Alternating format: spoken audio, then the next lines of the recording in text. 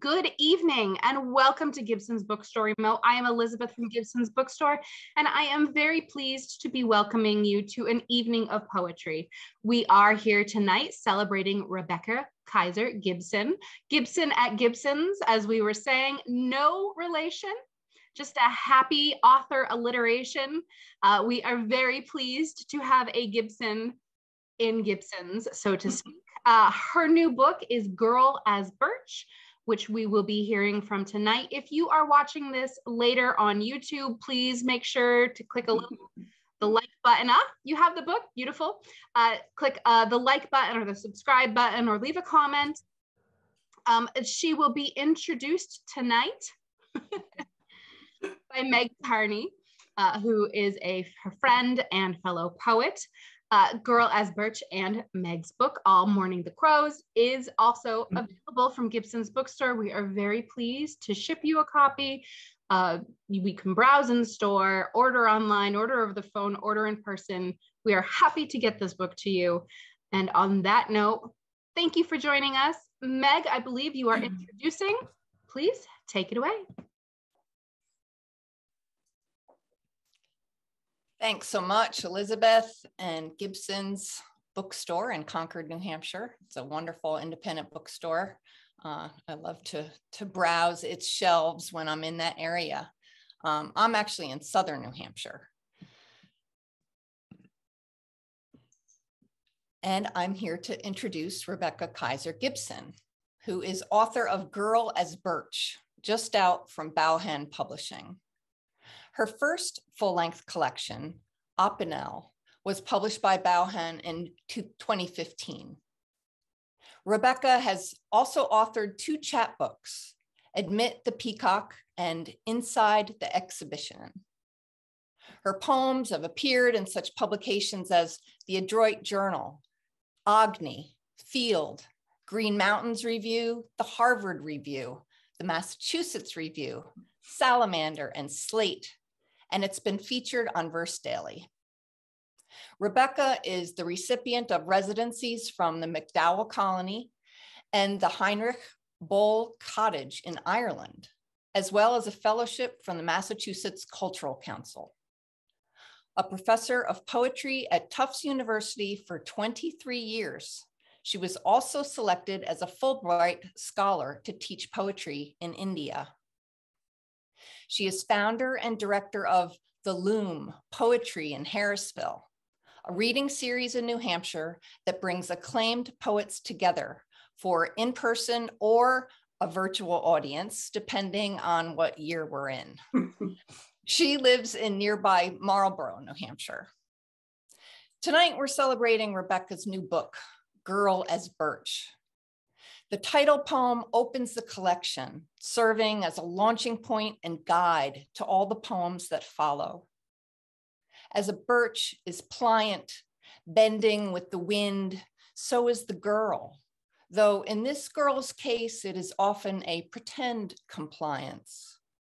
She is resilient as a branch pushed back from the path and springing back.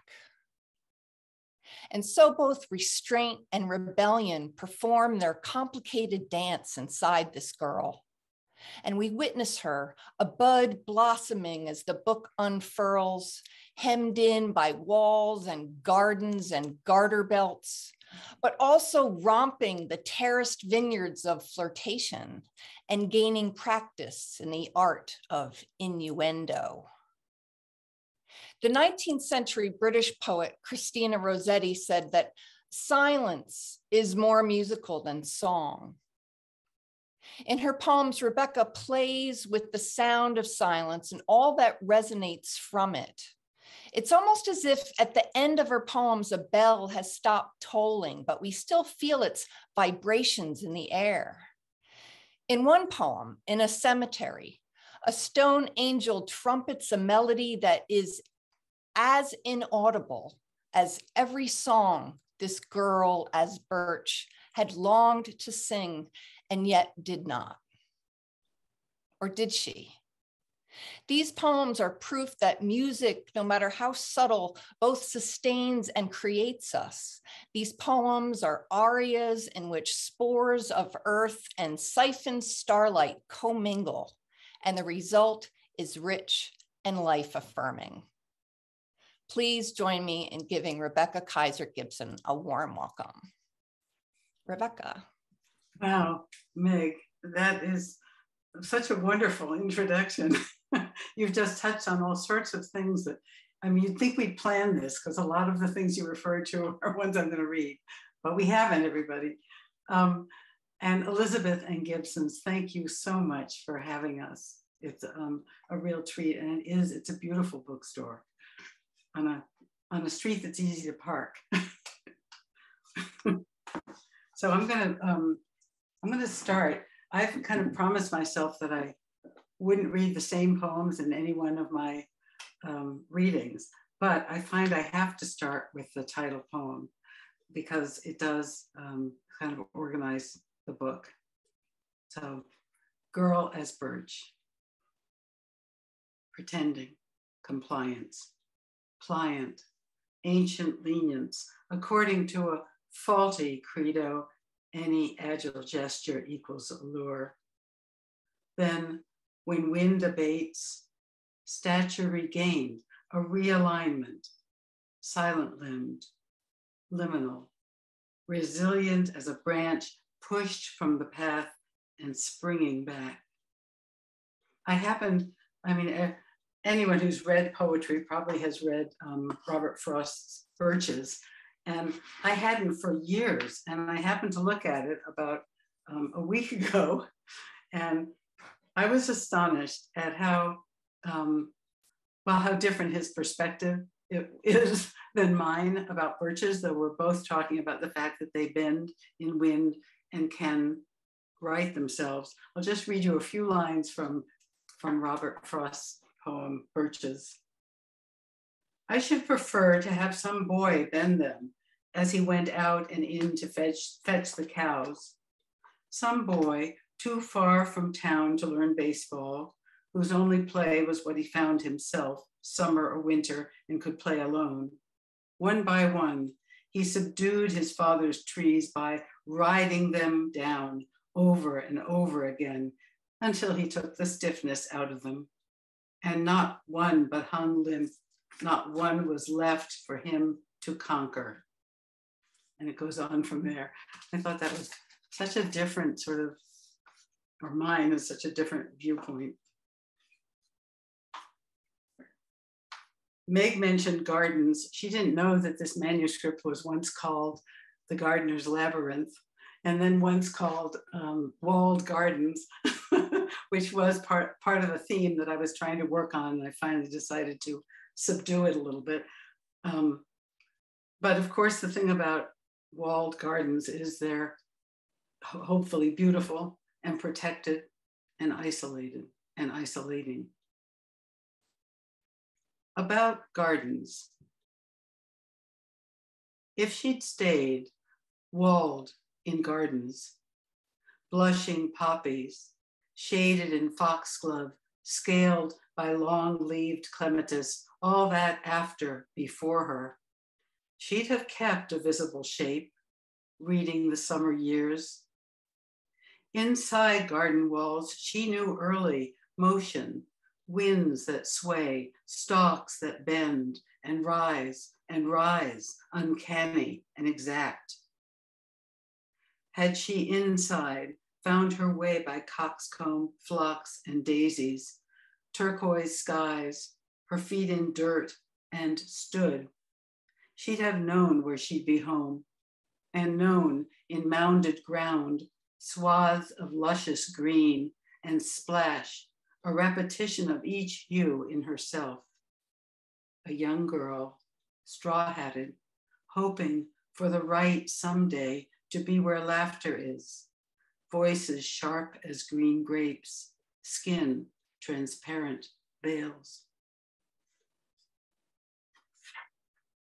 I'm going to read mostly poems from the kind of middle of the book, which is kind of chronological. So the middle of the book is, she's around sometimes something between 8 and 14 or so.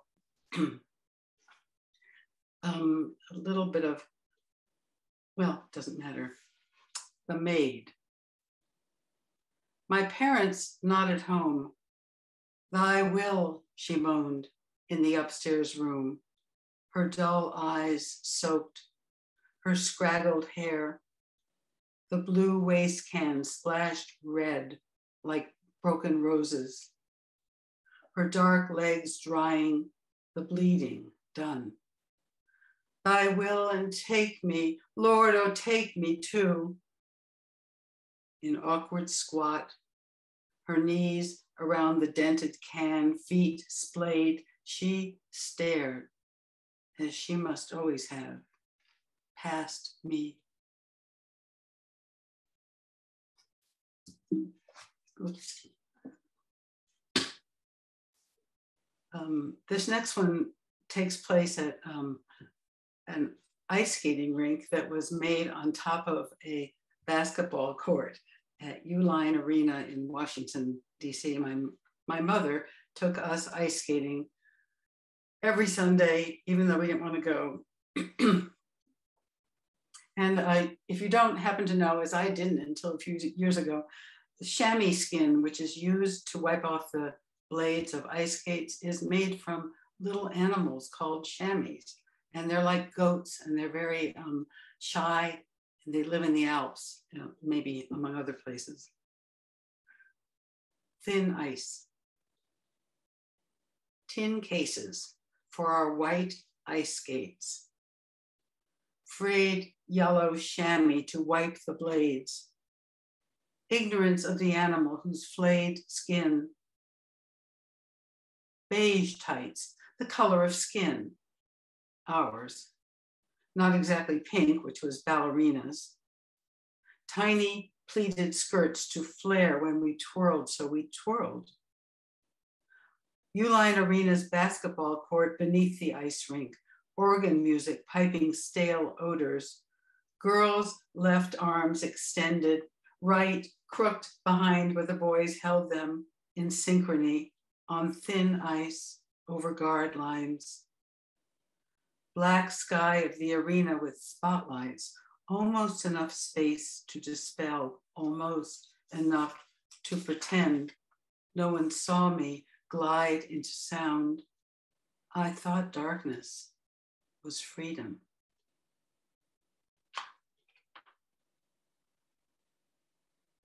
Maidenhood. Inside, dripping sap, I knew, sure as Daphne, they were in pursuit. I knew I'd need to hoard what I held. I thought the danger was in weakened grape skins, rot. So I'd romp the terraced vineyards of flirtation, always noting a route out, practice rapid maneuverings through situations, innuendos.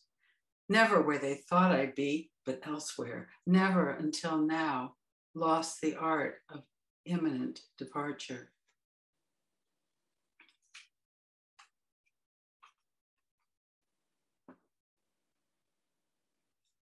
I'm going to read this one also, Ascension, because this was based on, it was in Achill Island, Ireland, and there is a deserted village there, just a really strange village of little stone houses all in a straight row with no one living in them.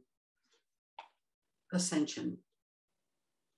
Pottery shops offer faux leprechauns in vests, lucky charms on deserted village placemats. But the real things, rows of roofless stone dwellings, painless window frames, sunken dirt floors. Walk west, where ghost girls rush from forsaken life, drawing clouds, no footprints, to open bogs, dark, steep as space between stars.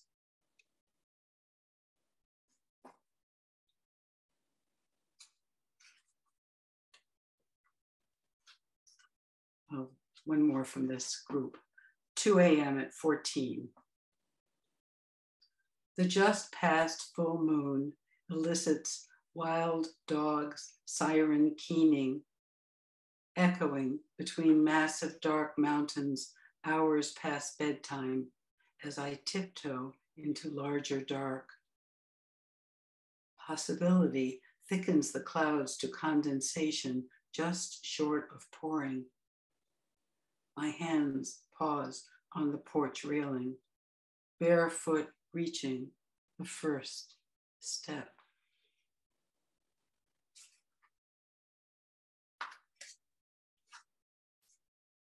This poem is in 3 parts and it's called Girl in the Mirror. And I think anyone, I've said this before, but anyone who's a girl or knows a girl or sees girls knows that they have a strange fixation, aversion with and to mirrors, right? I wish I could see you all. This is in 3 parts. 1, did I finally, for an instant, leave it? Leave it? 2, had I always been placed to please, shoulders tight, my hands in every photo held carefully, one nestled as a teacup in the other? Neck upright, a stalk, no, a swan, head turned ever so vaguely away, never direct, nor uncalculated for effect. Left arm lowered to lap, right asymmetrical, my gestures adjusting to repeat, reflect, repeat, deflect in mirrors. Gazing, rather snitching glances in bistros, car windows, ponds, spoons, glazed by daily artifice, always stylish, a mannequin in cantilevered cowboy boots, stitched with butterflies, long skirt, shoulder padded jacket, wide belt, hair angled. See me, please see me. Eyes on me, oh, eyes, especially my own, imagining, eyes, imagining. 3. Until that sighting, unplanned, in dark glass at a train station. Hair untamed, uncontainable me, too shiny in black raincoat, untended in drizzle. The frizzy spikes of hair jagged, my too black coat with its inside reversible flutter of flowerets in green and purple, too sugary, worse even than that unremitting shadow, myself, projected than anyone might see. Lonely, empty, English side street.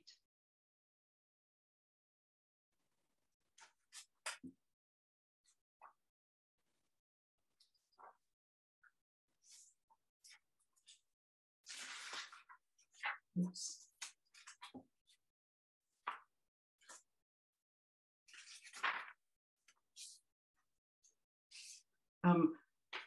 This may seem a little out of sequence, but I wanted to read it. It's called Birds, Etc., because of Meg's book, All Morning the Crows.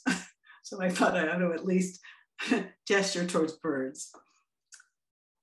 Birds, Etc.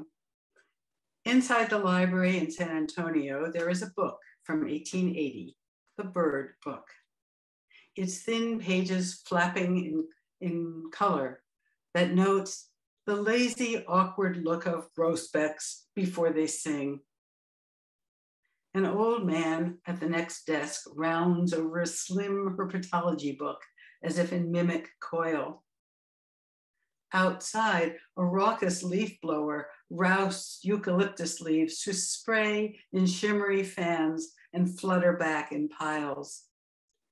Nearby, a grackle lifts its tail feathers to a sprinkler, saucily urbane, as I catch my own eyes reflected in the window.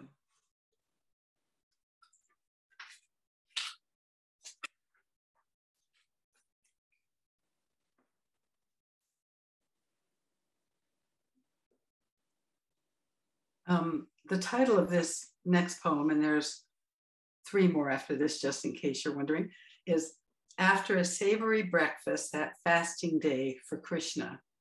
Now that was a very interesting morning when we were in India.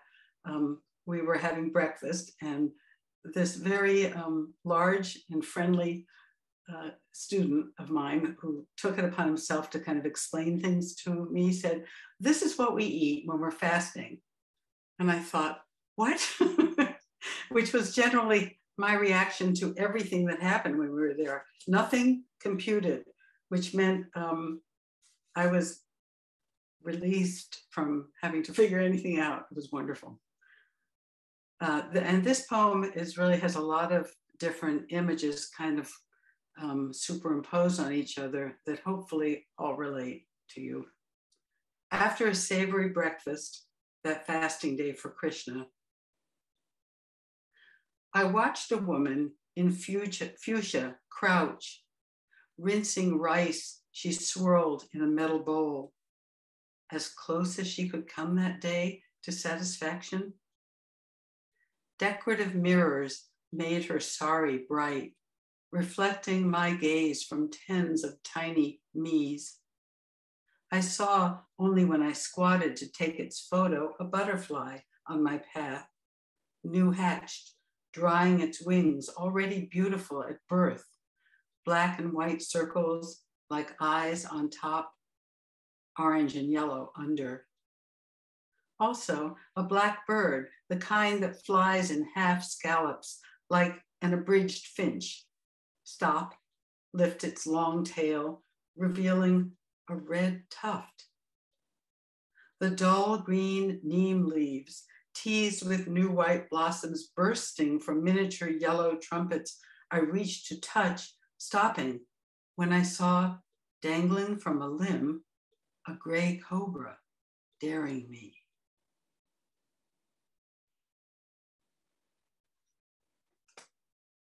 Greed. I held my breath. He held me. We did not glide, but streamed like underwater weeds, propeller netted and dragged through a roiling wake. It made smug sense to me. Sure, I deserved the brimming river.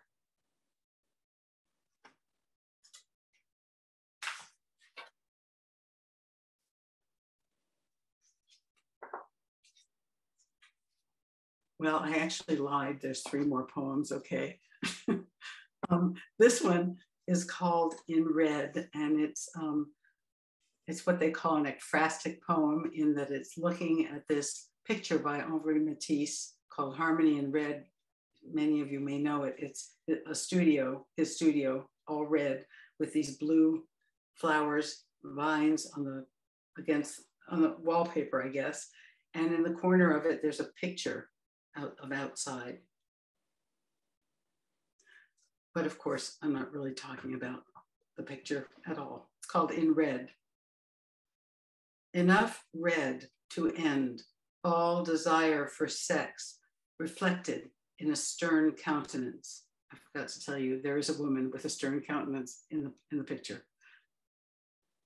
A stance mocking any sense of rapture, neck, collar entrapped, right hand gripping an epergne as though it needed protection from restraining vines, frenzied bouquets.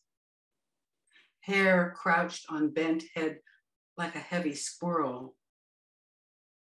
Two chairs, incompatible in scale, failing to suggest depth, nothing as it should be, but that tumultuous red, blue vines mounting redness, crawling up red walls, grasping, relentless, red. A paler red, vinegar in the cruet, must be sunlit, but such an obvious lie. There's no source of light, no outside, no actual world, only the faux window out, no escape.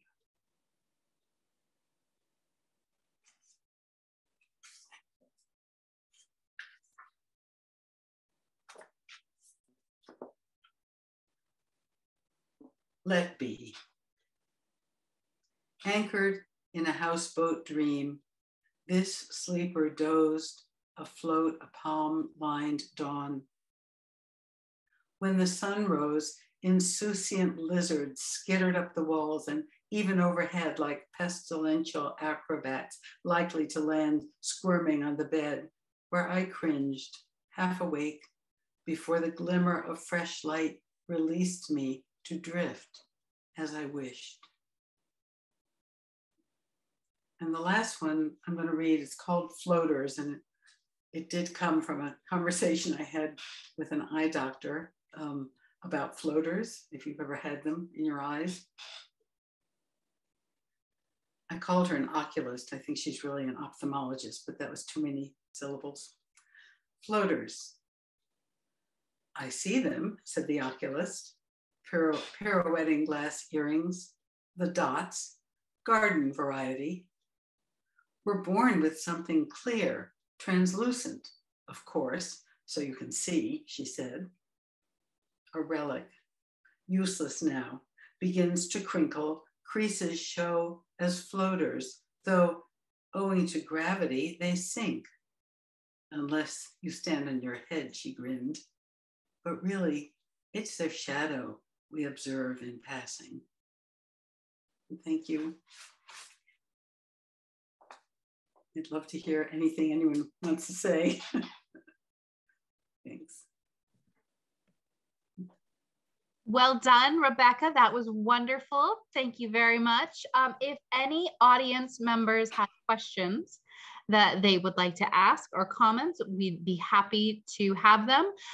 Someone here does actually want to know, we have lots of comments coming in saying it was absolutely beautiful. Ruth wants to know, what was the name of the poem that you read with the bird images, with the grackle and the growback? It's called Birds, Etc. Birds, Etc. That's a good name. So let's ask the regular questions. Where did this book come from? What was the first inkling of the poems that you had? Wow, I'm so bad at time and when something happened. I'm just looking to see if I can remember anything coherent to tell you.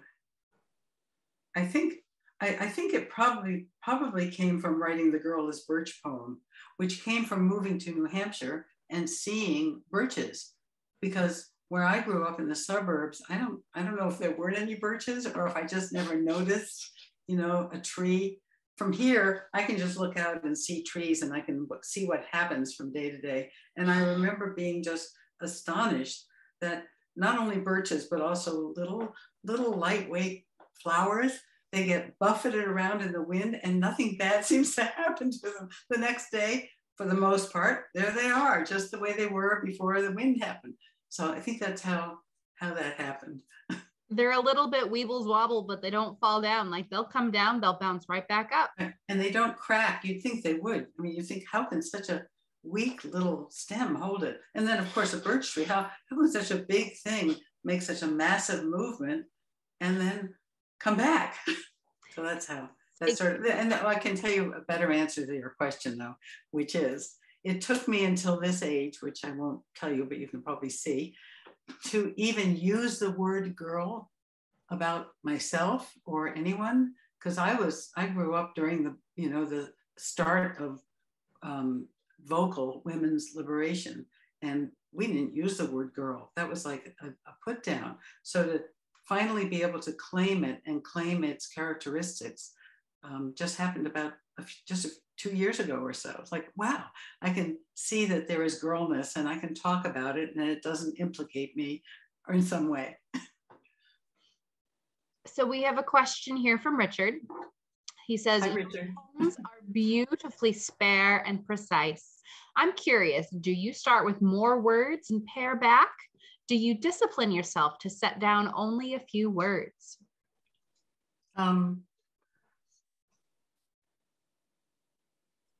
I do start with more words. I don't pare back on purpose. I mean, it's not a discipline. It's a letting go of extras and replacing them, sort of. I think that's what it is. Yeah, I mean, sometimes sometimes I pare way down and then go back to the original thing and see that the first words were a whole lot better than the paired words. So it's back and forth. There's nothing regular about it. Do you have a favorite formal poem format? For a long time, I think I was in rebellion against the favorite formal poem format. And my poems, I mean, actually in this book, they're very tame. I don't know if you can see the way they look on the page, but I was sort of all over the place, but basing it on spacing and timing of reading and all that. And I've noticed that lately, more and more they're getting regularized. I'm writing actual 3-line stanzas to my like sort of horror, but it's no longer feels necessary to do all that I was having so much fun doing. So once again, not an either or answer. Have you, then I guess my next question is, how have you evolved as a poet? Your spacing has changed. Has anything else changed? You may not know it, but I'm a lot more coherent than I was in the beginning. I was hiding.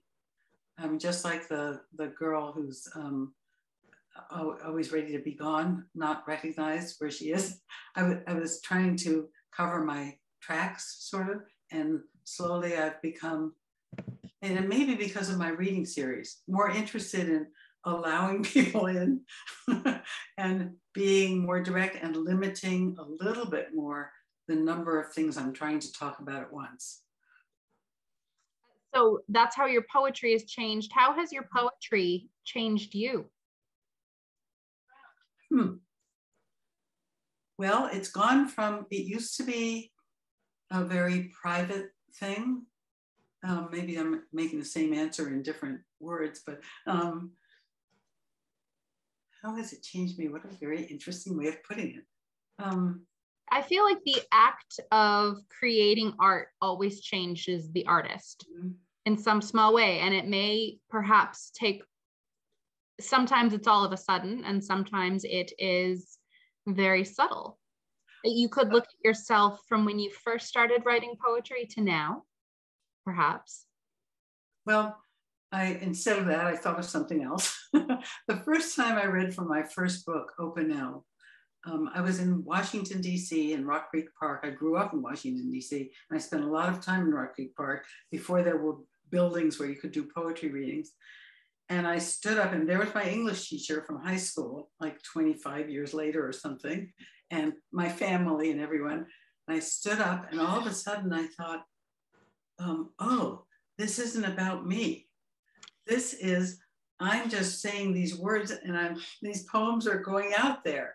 I'm just putting them out there. So it's separated from me, and they had their own lives. It was really a neat sensation. And every so often I can feel that again and feel the detachment that somehow has nothing to do with, not nothing to do with me, but it's, they're separatable, which has made it really fun to have books that go out, and I don't know where they're going or what's happening with them or how they're being heard, but I sort of wish them well. And so, yeah, detachment.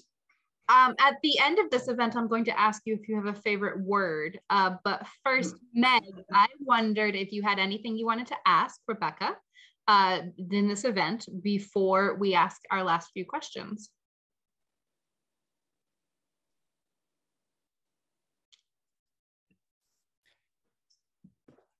Yeah, Rebecca, can you talk a little bit more just about how you end a poem? Give me a poem to talk about, if you would. The birds poem. Okay. Birds, etc. poem. Or the one that ends also with the foot on the stair, the bare foot. That one's easier to talk about. Yeah, how about that one? That is, for one thing, that is an echo of an earlier poem with the father when she's going down the stairs to meet him in the kitchen and sneak food out of the refrigerator. But I figured, I mean, and this is maybe not how I ended it, but what I was sort of feeling was these steps going out and down and up, and all through the book, they're sort of stepping.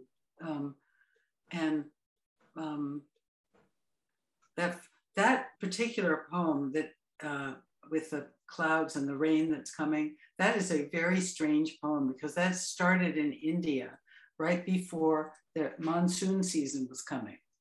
And the air really was sort of thick with a kind of moisture that hadn't been there for the rest of the time that we were there.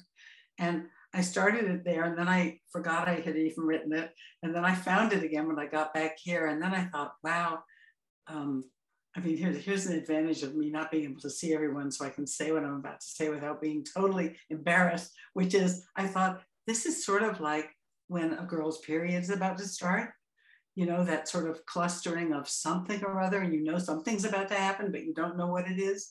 So that was also part of the first step thing. So there are a lot of first steps going towards the next step. So that doesn't really answer your question. Lots of people have asked me about endings, and I'm unaware of whatever it is that I'm doing. I just sort of stop. And maybe the best thing I can say is, which may not be obvious from how much I'm babbling on and on here, but in general, in groups of people, I don't say very much.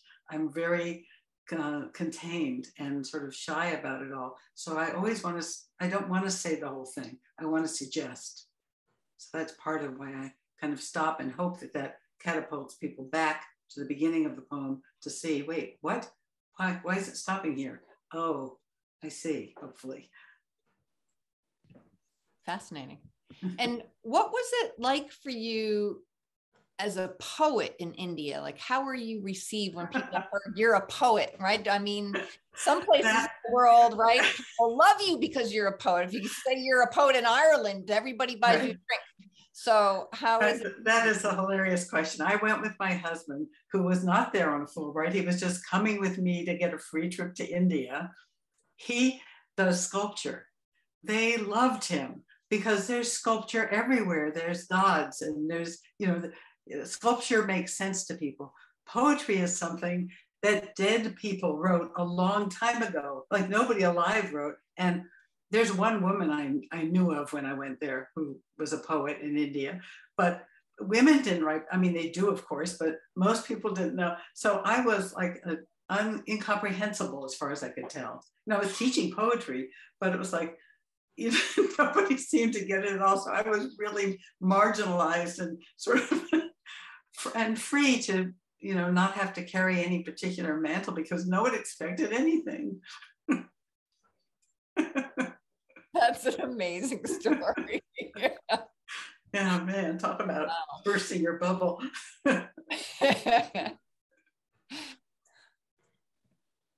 Yeah, that's all I got. Okay, that's great. All right, let's see here. We do have another audience question. A reminder that Girl as Birch is available from Gibson's Bookstore. And again, we are very happy to somehow get it in your hands. We are happy for you to order it, call us on the phone, through our website, walk in.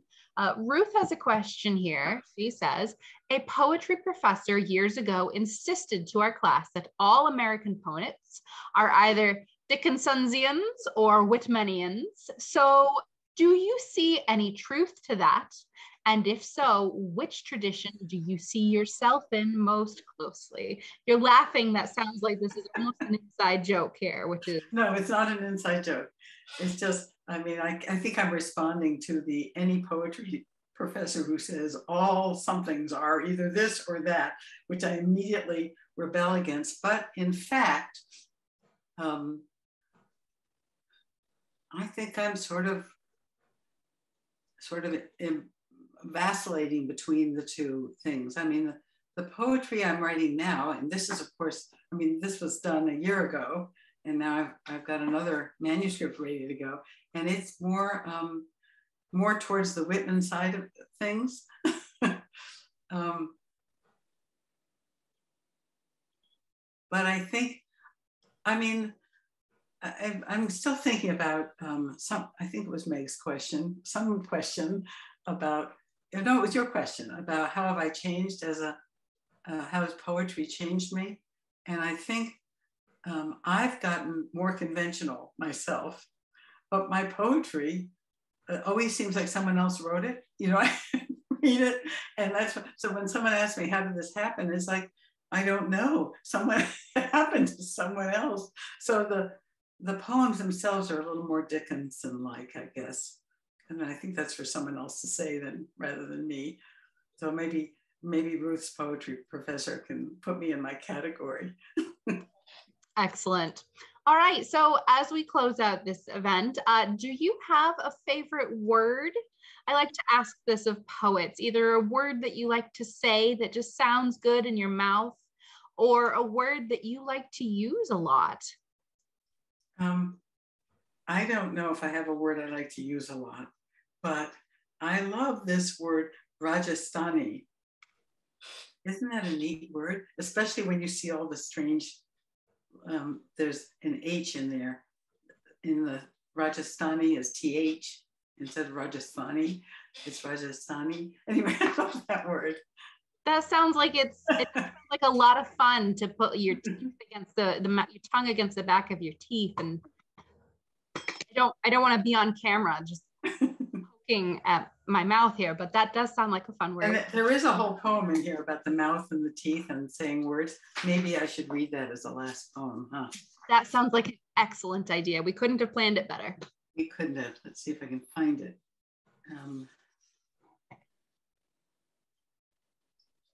Of course, I have to remember the title since it feels like I didn't write the book. I can't remember anything. And it's probably not called The Teeth. Probably not. And maybe it's in my other manuscript.